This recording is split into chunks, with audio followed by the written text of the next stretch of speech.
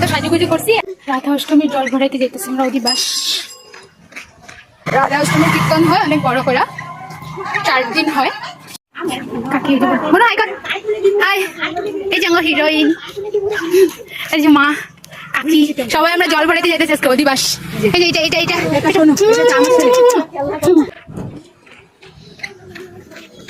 কেমন লাগতেছে আমাকে, বোনকে, সবাইকে বলবা।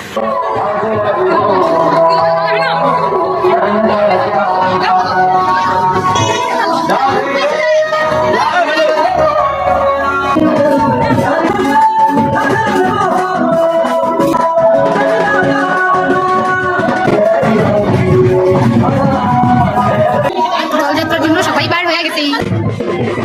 চন্দনটা একটা